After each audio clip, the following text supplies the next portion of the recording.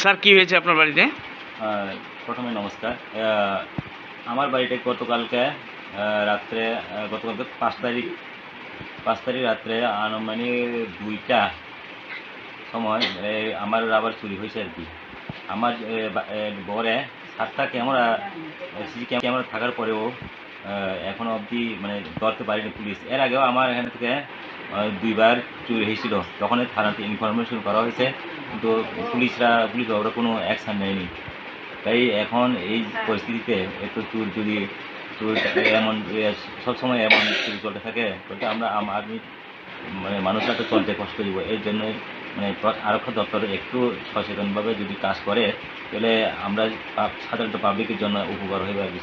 এটা কোন জায়গা স্যার? এটা পদ্মনগর চন্দ্রপাড়া। আমার নাম দুর্গা মোহন দেববর্মা,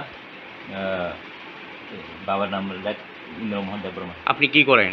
আমি একজন গভর্নমেন্ট টিচার, প্রাইমারি হেডমাস্টার, প্রধান শিক্ষক। প্রধান শিক্ষক। কোন স্কুলে আছেন? রংমালা চন্দ্রমোহন চৌধুরী পাড়া যে স্কুল। যে রাবার চুরি হয়েছে আনুমানিক বাজার মূল্য কত হবে?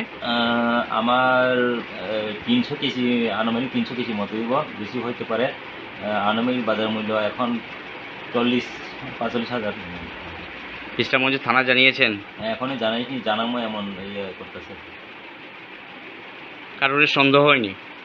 সন্দেহ তো সিসি ক্যামেরাতে যা ফুটেজ পাওয়া গেছে, সন্দেহ তো এমনি কি আর তো মানে ধরতে পারেনি। সন্দেহ ব্যাপারে কারোর কোনো রেজাল্ট তো দেওয়া যায় না। তবে পুলিশ বাবুরা যদি তদন্ত করে কিছু করে তখনই সম্ভব হবে।